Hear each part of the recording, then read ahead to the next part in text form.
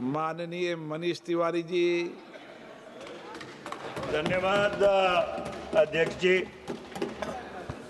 Mr. Speaker, sir, I rise to oppose the sustainable harnessing and advancement of nuclear energy for transforming India, alias the Shanti Bill 2025. This bill seeks to repeal two seminal legislations, Mr. Speaker, sir. The Atomic Energy Act of 1962 and the Civil Liability for Nuclear Damages Act 2010 and replace it with a new architecture. Since the Honourable Minister, in his introduction, chose to speak about the history of India's nuclear program, allow me to spend 5 minutes recapping as to how did we get to this point. It was India's first Prime Minister, Pandit Jawaharlal Nehru, who pioneered India's nuclear quest. On the 3rd of August 1948, he set up the Atomic Energy Commission, which was anchored by the legendary scientist, the late Dr. Homi Bhabha. On the 3rd of January 1954, it was the Nehru government which set up the Atomic Energy Establishment in Trombay.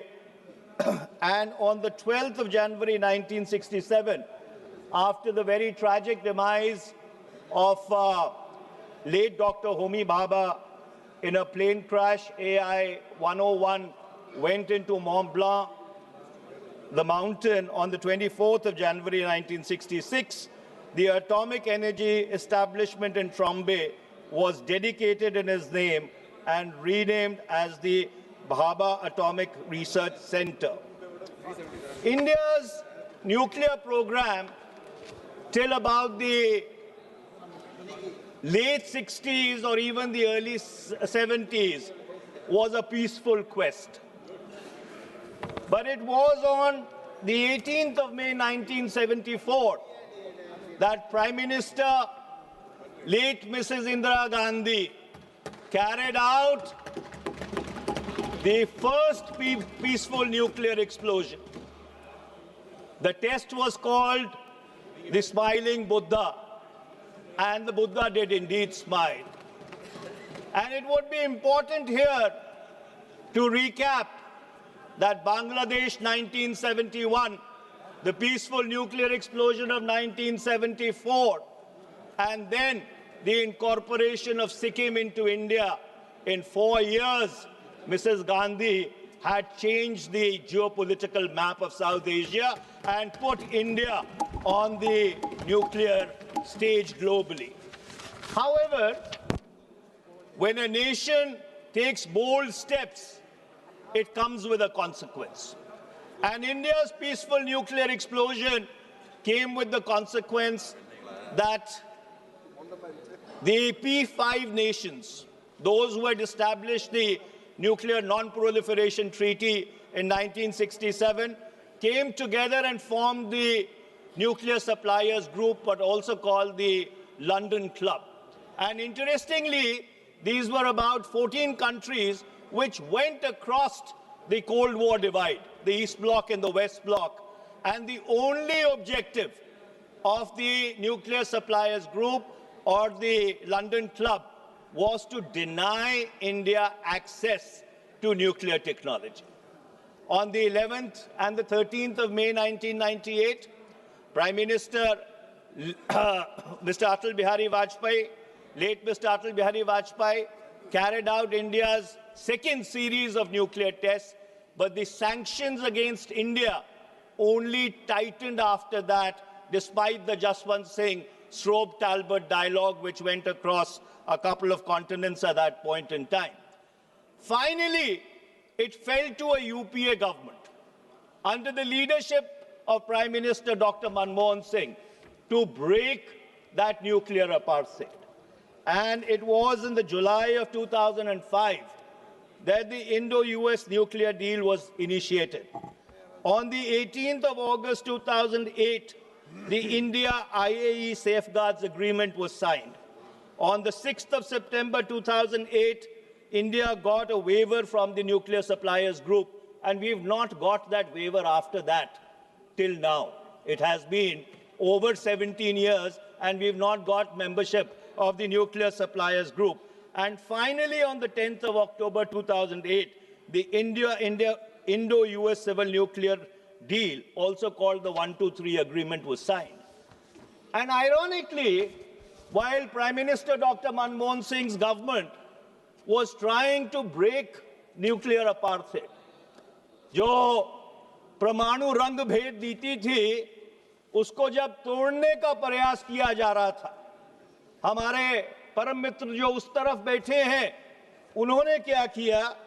वो 23 जुलाई 2008 को उस सरकार के खिलाफ, जो भारत की परमाणु रंग भेद से जो पीड़ित था, उसको तोड़ने की कोशिश कर रहे थे, उनके खिलाफ इस सदन में अविश्वास प्रस्ताव लेके आए। It is important that you reflect on your own conduct.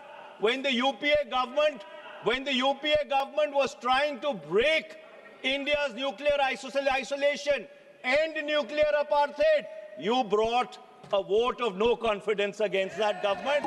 It's another matter that no confidence motion was defeated 275 to 256 with 11 abstentions. Now let me, अरे इतिहास तुमको समझाना बहुत जरूरी है.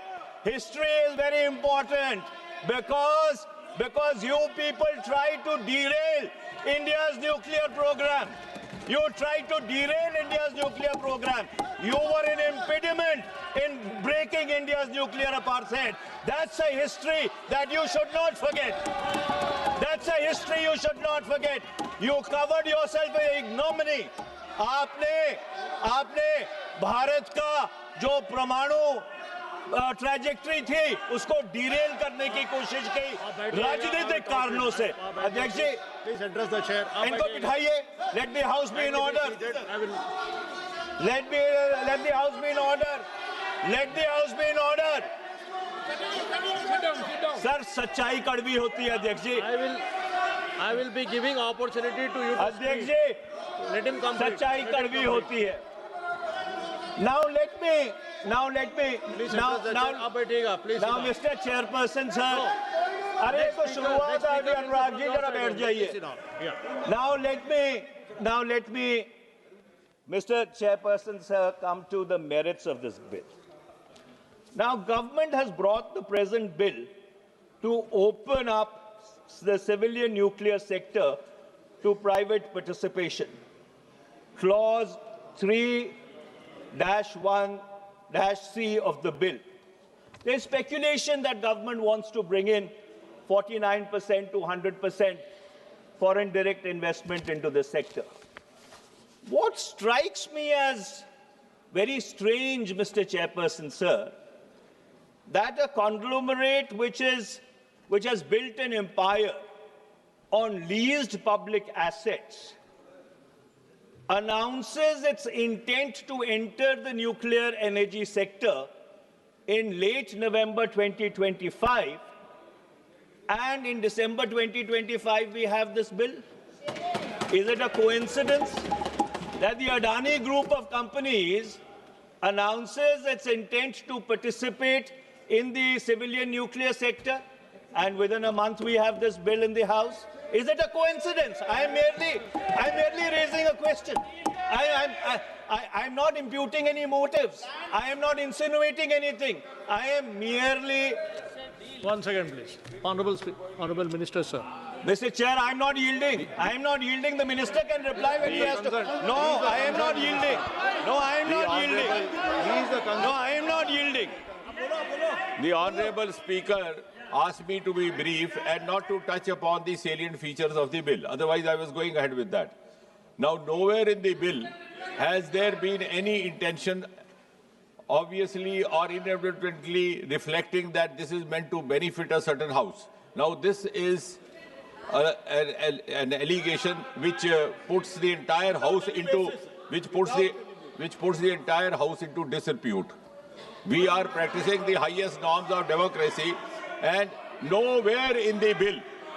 So this is totally an unfounded and a politically motivated charge which has no reflection on the body of the bill. आप बैठिएगा. Mr. Chairperson, sir. Honorable Minister has Mr. replied. Chairperson, sir, I wasn't making any insinuation. I wasn't imputing any motives. I was just saying that is it just coincidental that this has happened? Honorable MP, sir, you already mentioned it could be a So coincidence. let me go further, Mr. Chairperson, sir. And let me come to, since this bill seeks to repeal the Civil Liability for Nuclear Damages Act 2010, let me also recap what happened in this House on the 25th of August 2010, since I had led the debate on that particular bill on that particular day in this very House.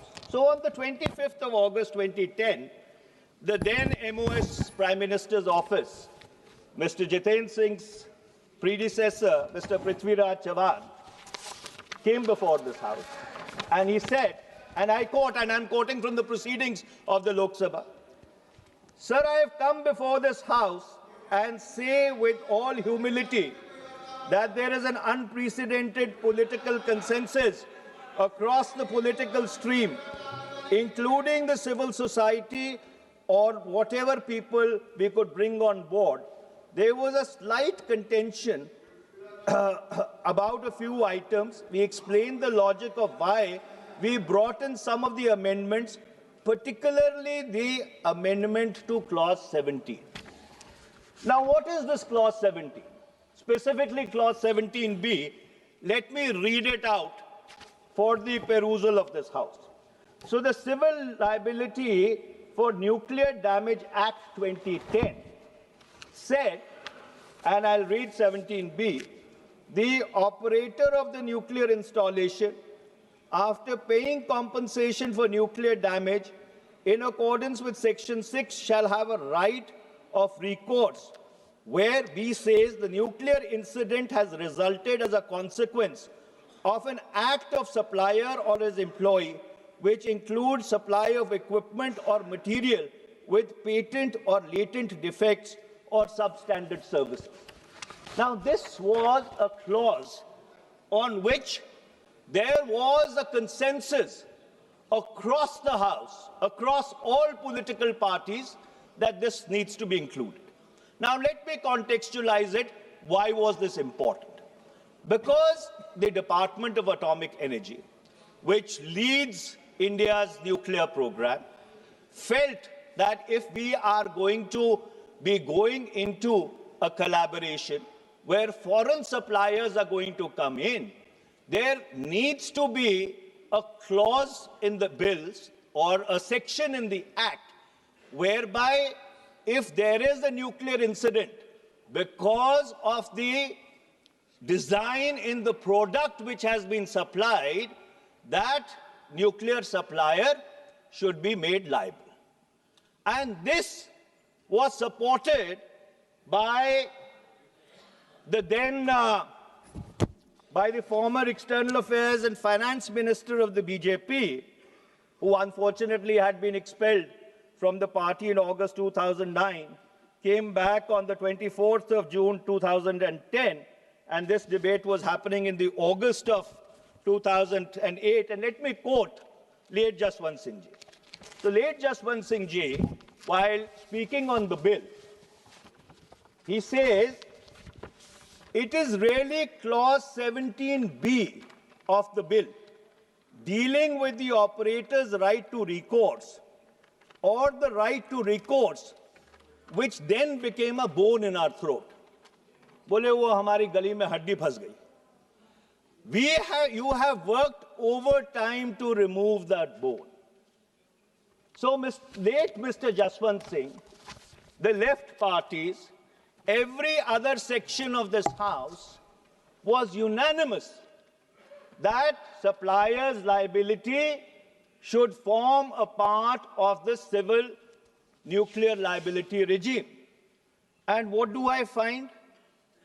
what I find is that when you read clause 11 of the present bill, and the minister is here, if I'm making a mistake, I'm open to be corrected. But I did not find a single clause or a single word which says anything about supplier liability. The supplier liability has been completely removed. Now, God forbid, if a nuclear accident or a nuclear incident was to take place, and since we are going to be dependent upon foreign suppliers, especially when we are opening up the nuclear energy sector to private participation, we are going to allow foreign direct investment, 49%, 51%, 76%, 100%. I do not know how much to come in. Then, under those circumstances, shouldn't the supplier be liable? If there is a defect in the product, in fact, it is going to indemnify your own domestic players about whom you made such a big noise a while ago. God forbid, if some incident was to take place. And so therefore it is very important. I know a large number of countries around the world have had reservations with regard to suppliers' liability, now going back 15 years. And I do not want to get into the business of naming countries or companies, but it is important to understand, and the minister must explain, how removing the supplier liability clause is actually going to help. In my humble estimation, it is going to harm India. Now let me move on to the next aspect, clause 70. Now the Atomic Energy Regulatory Board, there has been a lot of concern now going back many, many years, Mr. Chairperson, sir, that is the Atomic Energy Regulatory Board really autonomous? Or is it an extension of the Department of Atomic Energy? If we are opening up India's nuclear energy sector to private participation, what you require is an autonomous, independent regulator who can be a neutral umpire.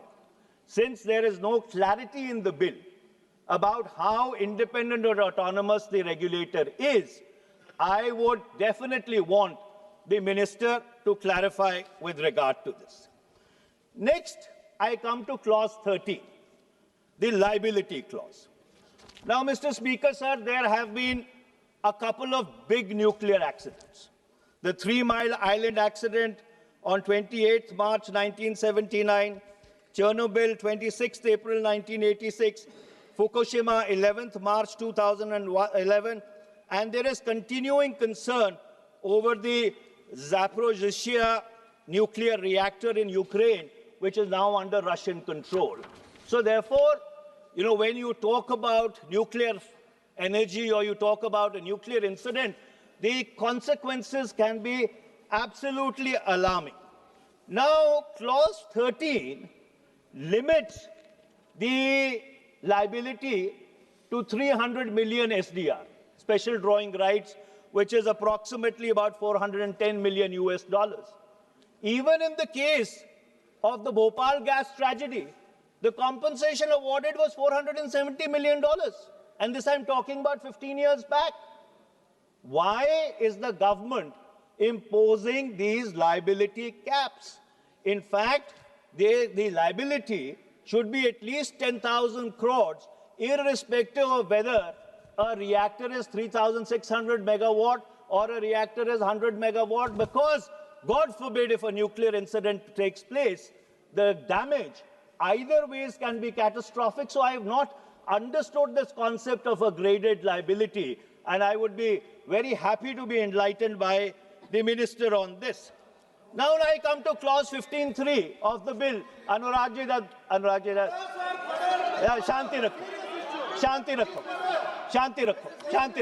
Shanti Rakho. Now I come to clause 15.3 of the bill, Mr. Chairperson, sir. Now, it exempts government-owned nuclear installations from insurance cover. It says government-owned nuclear installations do not require insurance cover. I asked why. And if the answer of the government is going to be that government-owned nuclear installations have a sovereign cover, then that should be made a proviso in the bill. Yes. Then there should be a proviso in the bill that should say that the central government will assume liability in case of a nuclear incident installing any of the government's nuclear installations. That should be explicitly stated in the bill. Then let me come to clause 19A, clause 25, subclause 4, subclause B, disposal of radioactive waste. Now, Mr. Chairperson, sir, spent fuel, uranium and plutonium remains toxic for thousands and thousands of years. Most countries store this in the facility itself. Now, this bill, except mentioning this fact, does not provide a robust framework as to how radioactive waste needs to be dealt with. It cannot be a function of delegated legislation, left to rules and regulations. This is a very serious issue. There has to be a schedule to the bill which explains as to how radioactive waste should be dealt with. My penultimate 2 points, and I'm going to conclude, Mr. Chairperson, sir. Now, what this bill is doing, it is prioritizing uranium-based reactor technologies, which undermines the entire third stage of India's nuclear program, which is thorium-based, and also the molten salt technology, MSR reactors, which should have been the logical path or the logical corollary of India's nuclear trajectory. Now, when I looked at this bill, and I looked at it in great detail, the sense that I got that if this bill goes ahead in this present form, it will undermine India's energy independence, and it will also undermine India's commitment to its clean energy goals. So under those circumstances, with the greatest amount of humility and an absolute sense of profound responsibility, I would humbly like to demand, request, beseech the government that this bill is very important. Please send it to a joint parliamentary committee. And by the way, Mr. Chairperson, sir, since there was a paucity of time, I've only made the highway points, what we in law call the highway points. There is a lot of devil in the detail, which I have not even come to. And so therefore, this bill needs to be examined word by word, line by line, and only after that should this bill come back to this House. Thank you very much, Mr. Speaker, sir, Mr. Chairman, sir. माननीय श्री